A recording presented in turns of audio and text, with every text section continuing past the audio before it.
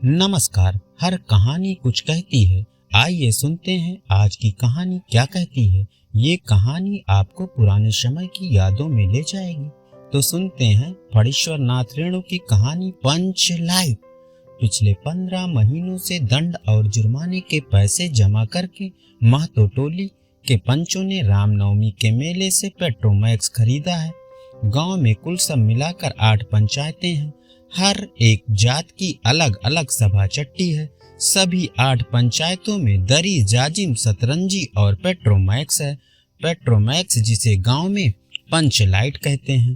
पंच light खरीदने के बाद पंचों ने मेले से ही तय किया कि जो 10 रुपए बच गए हैं उनसे पूजा की सामग्री खरीद ली जाए। बिना पूजा पाठ के नई चीज का उद्घाटन नहीं करना चाहिए। अंग्रेजों के राज में भी पुल बनाने पर बलि दी जाती थी। मेले से सभी पंच दिन रहते ही घर की ओर लौटे। सबसे आगे आगे पंचायत का छड़ीदार पंच लाइट का डिब्बा सर पर लिए चल रहा था और उसी के पीछे गांव के सरदार, दीवान और पंच वगैरह चल रहे थे। गांव के बाहर ही ब्राह्मण टोली के फुटंगी झा ने टोक दिया, कितने में लालटेन खरीदे हो महतो? महतो ने कहा, देखते नहीं हो पंडित जी, पंच लाइट है। बामन टोली के लोग ऐसे ही बातें करते हैं। अपने घर की डिबरी को भी बिजली की बत्ती कहेंगे और दूसरे के पंच लाइट को लालटेन। टोले भर के लोग जमा हो गए। औरत, मर्द, बूढ़े, बच्चे सभी लोग काम काज छोड़कर दौड़े आए और एक दूसरे को कहते हैं, चल रे चल, जल्दी चल, अपनी टोली में पंच लाइट आया है, पंच लाइट आया है। उधर छड़ीदार अग्नू महतो रह रह कर लोगों को चेतावनी देने लगा, हाँ दूर से, जरा दूर से, छूछा मत करो, ठेस न लगे पंच लाइट पर। सरदार ने अपनी स्त्री से कहा, सांझ हो रही है, सांझ में पूजा होगी, जल्दी से नहा धोकर चौका पीढ़ी लगा लो। आज पंच लाइट की रोशनी में कीर्तन भी होगा। औरतों की मंडली में गुलरी काकी गोसाई का गीत गुनगुनाने लगी। छोटे छोटे बच्चों ने उत्साह के मारे बेवजह शोरगुल मचाना शुरू कर दिया। सूरज डूबने के 1 घंटा पहले ही टोली भर के लोग सरदार के दरवाजे पर आकर खड़े हो गए और पंच लाइट, पंच लाइट, पंच लाइट चिल्लाने लगे। सरदार ने कहा, पंच लाइट के सिवा और कोई गप नहीं और कोई दूसरी बात नहीं होगी। गुड़गुड़ी पीते हुए बोला। सरदार ने कहा, दुकानदार ने पहले सुनाया पंच लाइट के पूरे 5 कौड़ी 5 रुपया लगेंगे। मैंने कहा, दुकानदार साहब, या मत समझो कि हम लोग एकदम देहाती हैं, बहुत बहुत पंच लाइट देखा है। इसके बाद तो दुकानदार मेरा मुंह देखने लगा और बोला, लगता है आप जाति के सरदार हो। ठीक है, जब आप खुद पंच लाइट खरीदने आए हो तो जाइए, पूरे 5 कौड़ी में आपको पंच लाइट हम दे रहे हैं। दीवान जी ने कहा, अलबत्ता चेहरा परखने वाला दुकानदार निकला। पंच लाइट का बक्सा दुकानदार का नौकर देना नहीं चाहता था। मैंने कहा, देखिए दुकानदार साहब, बिना बक्सा पंच लाइट कैसे ले जाएंगे? दुकानदार ने नौकर को डांटते हुए कहा, क्यों रे, दीवान जी की आंख के आगे धुरखेल करता है, दे दो बक्सा। टोले के लोगों ने अपने सरदार को और दीवान जी को श्रद्धा भरी निगाहों से देखा और छड़ीदार ने औरतों की मंडली को बताया, रास्ते में पंच लाइट सन्न सन्न बोल रहा था। लेकिन ऐन मौके पर लेकिन लग गया। रूदल शाह बनिए की दुकान से 3 बोतल मिट्टी का तेल आया और अब सवाल पैदा हुआ कि पंच लाइट को जलाएगा कौन। ये बात पहले किसी के दिमाग में नहीं आई थी। पंच लाइट खरीदने से पहले किसी ने नहीं सोचा था। अब पूजा सामग्री चौक पर सजी है, कीर्तनिया लोग ढोल करताल लिए बैठे हैं और पंच लाइट भी रखा हुआ है। गांव वालों ने आज तक ऐसी कोई चीज नहीं खरीदी थी जिसमें जलाने बुझाने का झंझट हो। कहावत है ना, भाई रे भाई, गाय लूं तो दूहे कौन। ये बात नहीं कि गांव भर में कोई पंच लाइट जलाने वाला नहीं था। हर एक पंचायत में पंच लाइट थी, उसको जलाने वाले और जानकार लोग भी थे। लेकिन सवाल यह है कि पहली बार नेम टेम करके, शुभ लाभ करके दूसरी पंचायत के आदमी की मदद से पंच लाइट जलेगा। इससे तो अच्छा है कि पंच लाइट पड़ा ही रहे। जिंदगी भर दूसरी पंचायत के लोगों का ताना कौन सुनेगा कि पंच लाइट लाए, जला भी ना पाए। हम लोगों ने पंच लाइट जलाया तो पंच लाइट जली। ना ना ना, पंचायत के इज्जत का सवाल है। दूसरे टोले के लोगों से हम लोग पंच लाइट नहीं जलवाएंगे। चारों ओर उदासी छा गई थी। अंधेरा बढ़ने लगा था। किसी ने आज अपने घर में ढिबरी भी न जलाई थी। आज पंच लाइट के सामने ढिबरी कौन जलाता। सब किए कराए पर पानी फिर रहा था। सरदार, दीवान और छड़ीदार के मुंह से बोली नहीं निकल रही थी। पंचों के चेहरे भी उतर गए थे। किसी ने दबी आवाज में कहा, कल कब्जे वाली चीज का नखरा बहुत बड़ा होता है। तभी एक नौजवान ने आकर सूचना दी कि राजपूत टोले के लोग हंसते हंसते पागल हुए जा रहे हैं। मजा लेकर कह रहे हैं, कान पकड़कर तुम लोग पंच लाइट के सामने 5 बार उठो बैठो, पंच लाइट तुरंत अपने आप जलने लगेगा। और ठहाके मार मार कर जोर जोर हंस रहे हैं। पंचों ने सुनकर मन ही मन कहा, भगवान ने हंसने का मौका दिया है तो हंसेंगे ही। गुलरी काकी की बेटी मुनरी के मुंह में बार बार एक बात आकर मन में लौट जाती है। वो कैसे बोले कि वो जानती है कि गोधन पंच लाइट जलाना जानता है, लेकिन गोधन का हुक्का पानी पंचायत ने बंद कर रखा है। मुनरी की माँ ने पंचायत से फरियाद की थी कि गोधन रोज उसकी बेटी को देखकर सनम सनम वाला सलीमा का गीत गाता है। हम तुमसे मोहब्बत करते हैं सलम गाना गाता है। और पंचों की निगाह में भी गोधन बहुत दिन से चढ़ा हुआ था। दूसरे गांव से आकर गोधन यहाँ बसा था। बस इस बात पर पंचों को मौका मिला। 10 रुपए जुर्माना लगाया और जुर्माना न देने पर उसका हुक्का पानी बंद कर दिया था। आज तक गोधन पंचायत से बाहर ही रह रहा था। उससे कैसे कहा जाए, मुनरी उसका नाम कैसे ले। और उधर उसकी जात बिरादरी का पानी उतर रहा था। दूसरी बिरादरी के लोग उसकी हंसी उड़ा रहे थे। मुनरी ने चालाकी की और गोधन के नाम की बात अपनी सहेली के कान में डाल दी और बोली, कनेली तू सरदार से गोधन का नाम बोल दे। कनेली बोली, सरदार गोधन जानता है पंच लाइट जलाना। सरदार बोले, कौन गोधन जानता है जलाना। लेकिन सरदार ने दीवान की ओर देखा और दीवान ने पंचों की ओर। पंचों ने ही एक मत होकर गोधन का हुक्का पानी बंद किया था। सलीमा का गीत गाकर आंख का इशारा मारने वाले गोधन से गांव भर के लोग नाराज रहते थे। तब सरदार ने कहा, जात की बंदिश क्या, जब जात की इज्जत ही पानी में बही जा रही है। क्यों दीवान जी? दीवान जी ने कहा, हाँ ठीक है सरदार जी। पंचों ने भी एक स्वर में कहा, ठीक है, गोधन की पाबंदियां खोल दी जा रही हैं। सरदार ने छड़ीदार को गोधन के पास भेजा। छड़ीदार वापस आकर बोला, गोधन आने को राजी नहीं हो रहा है। कह रहा है कुछ ऊंच नीच हो जाए, कोई कल कब्जा बिगड़ जाए तो मुझे दंड जुर्माना भरना पड़ेगा। छड़ीदार ने रोनी सूरत बनाकर कहा, किसी तरह गोधन को राजी करवाइए, नहीं तो कल से गांव में मुंह दिखाना मुश्किल हो जाएगा। इतने में गुलरी काकी बोली, जरा मैं देखूं उससे कह के। गुलरी काकी उठकर गोधन के झोपड़े की ओर गई और गोधन को मना लाई। सभी के चेहरे पर नई आशा की रोशनी चमकी। गोधन चुपचाप पंच लाइट में तेल भरने लगा। सरदार की स्त्री ने पूजा की सामग्री के पास चक्कर काटती हुई बिल्ली को भगाया। कीर्तन मंडली अपनी साज सज्जा तैयार करने लगी। गोधन ने पूछा, स्प्रिट कहाँ है? बिना स्प्रिट के कैसे जलेगा ये पंच लाइट? लो अब आया मजा। अब यह दूसरा बखेड़ा खड़ा हो गया था। सभी टोलों वालों ने मन ही मन सरदार, दीवान और पंचों की बुद्धि पर अविश्वास प्रकट किया। बिना जाने समझे बूझे काम करते हैं ये लोग।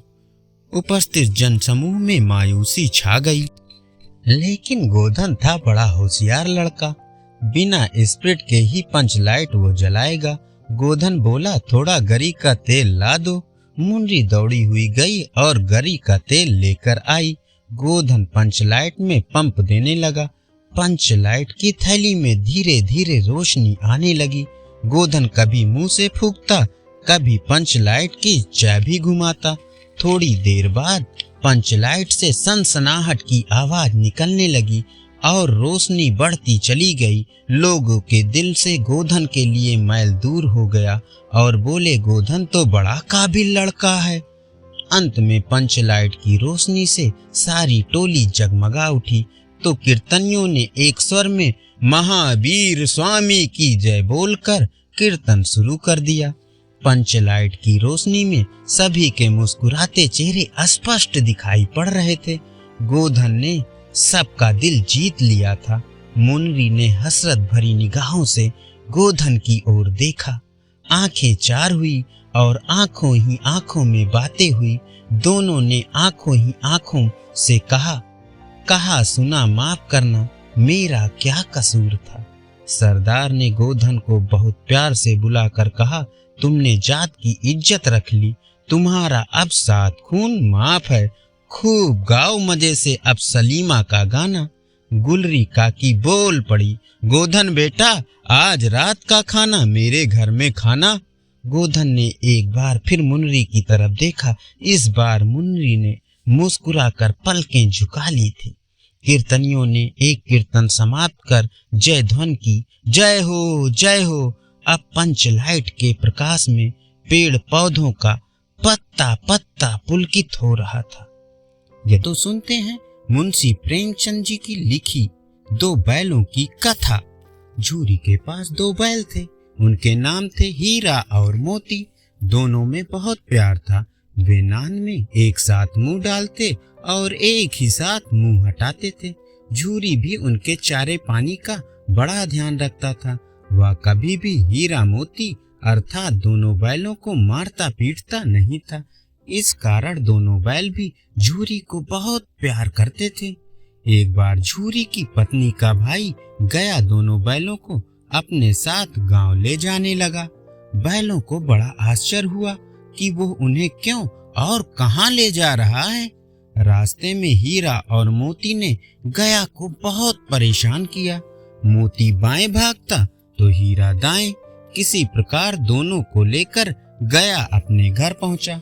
घर पहुंचने पर गया ने दोनों बैलों के सामने रूखा सूखा भूसा डाल दिया, जिन्हें दोनों बैलों ने छुआ तक नहीं।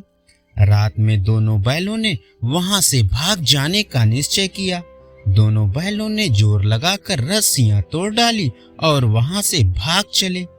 सुबह उठकर जब झूरी ने उन्हें थान पर खड़े देखा तो वो सब कुछ समझ गया और प्यार से उन दोनों पर हाथ फेरने लगा। परंतु झूरी की पत्नी दोनों को देखकर जल भुन गई और उन दोनों के सामने रूखा सूखा भूसा डाल दिया। फिर भी दोनों ने बड़ी खुशी से रूखा सूखा खा लिया। अगले दिन गया फिर झूरी के यहाँ आया। इस बार वह बैलों को गाड़ी में जोत कर ले चला। रास्ते में मोती की इच्छा हुई कि गाड़ी गड्ढे में ढकेल दे, परंतु हीरा समझदार था। उसने गाड़ी संभाल ली। जैसे तैसे गया के घर पहुंचे। अब गया ने उनसे बहुत सख्त काम लेना शुरू कर दिया। वो दिन भर उन्हें हल में जोतता और जब तब उन्हें मारता पीटता। वे लाचार निगाहों से एक दूसरे को देखते रहते। गया के घर में एक छोटी लड़की रहती थी। वह बैलों की दुर्दशा देखती तो उसे बहुत बुरा लगता। वो रात को दोनों बैलों को चुपके से रोटी खिला आती थी। दोनों बैल उसके प्यार के आगे अपना अपमान और मारपीट भूल जाते थे। एक दिन मोती रस्सी तोड़ने का प्रयास कर रहा था कि वो लड़की वहां आई और उसने दोनों बैलों को खोल दिया। दोनों वहां से भाग निकले। थोड़ी देर बाद जब गया को पता चला तो वो भी उनके पीछे दौड़ा, पर उन्हें पकड़ ना सका। अब हीरा और मोती आजाद थे। रास्ते में हीरा और मोती को एक सांड मिला। वह उन दोनों की ओर लपका तो हीरा और मोती के होश उड़ गए। भागना बेकार था, इसलिए दोनों ने साहस से काम लिया। सांड ने हीरा पर वार किया तो मोती ने उस पर पीछे से सींगों से वार किया। सांड मोती के वार से घबरा गया। सोचा किसी एक को तो मारकर कचूमर निकाल देता, पर यहाँ तो 2 थे। मोती कुछ दूर सांड के पीछे दौड़ा, पर हीरा ने उसे दूर न जाने दिया और रोक लिया। अब दोनों बड़े प्रसन्न थे। आगे चले तो रास्ते में दोनों बैलों को मटर का खेत दिखाई दिया। भूख तो लग ही रही थी। हरी हरी मटर देखकर उनकी भूख और भी तेज हो गई। वे दोनों खेत में घुस गए, मटर खाने लगे। अभी पेट भरा भी नहीं था कि खेत के रखवालों ने उन्हें देख लिया। खेत के रखवालों ने दोनों बैलों को चारों ओर से घेर कर पकड़ लिया और कांजी हाउस में बंद करवा दिया। हीरा और मोती ने देखा कि कांजी हाउस में और भी कई जानवर थे। भैंसे, घोड़े, गधे, बकरी, बकरियां आदि सब के सब बड़े कमजोर थे। वहां किसी के लिए न चारे का प्रबंध था न पानी का। यहाँ कहाँ आ फंसे दोनों बैलों ने सोचा। रात हुई। मोती ने हीरा से कहा, अगर दीवार तोड़ दी जाए तो बाहर निकलना आसान हो जाएगा। उसने सींगों से दीवार गिराने का प्रयास किया। 2-4 चोटों में ही दीवार थोड़ी सी गिर गई। मोती का उत्साह बढ़ा तो उसने और जोर से चोटें लगानी शुरू की। दीवार गिर गई। दीवार में रास्ता बनते ही घोड़े भागे, फिर भैंसें, फिर बकरियां। मोती ने गधों को भी सींग मार मार कर भगा दिया। उसने हीरा से भी भाग चलने को कहा, पर हीरा ने मना कर दिया। सुबह होने पर कांजी हाउस वालों ने देखा तो उन्हें बड़ा आश्चर्य हुआ कि ये दोनों नहीं भागे। उन्होंने हीरा और मोती को नीलाम कर दिया। नीलामी में सबसे ऊंची बोली बोलकर एक व्यापारी ने उन्हें खरीद लिया। उन दोनों बैलों को व्यापारी अपने गांव की ओर लेकर चला। मार खाते खाते और भूख सहते सहते दोनों बैल बहुत ही कमजोर हो गए थे। उन दोनों बैलों की हड्डियां दिखाई देने लगी थी। भूख प्यास से व्याकुल बैलों में कुछ भी दम बाकी नहीं रह गया था। वे चुपचाप व्यापारी के साथ चलने लगे। रास्ता उन दोनों बैलों को कुछ जाना पहचाना लगा तो न जाने कहां से दोनों बैलों में दम आ गई। वे दोनों तेजी से भागे। आगे आगे बैल भागते, पीछे पीछे व्यापारी। पर जब तक वो उन्हें पकड़े तब तक दोनों बैल अपने घर पहुंच चुके थे। बैलों को वापस आया देखकर झूरी को बड़ी खुशी हुई। वह उन दोनों बैलों से लिपट गया। इतने में व्यापारी भी वहां आ पहुंचा और दोनों बैलों को मांगने लगा। मोती ने आओ देखा न ताव, वह व्यापारी पर झपटा। व्यापारी जान बचाकर वहां से भाग गया। झूरी की पत्नी भी इतने में वहां आ गई और दोनों बैलों को देखकर उनके माथे को चूम लिया और खुशी का ठिकाना न रहा। धन्यवाद।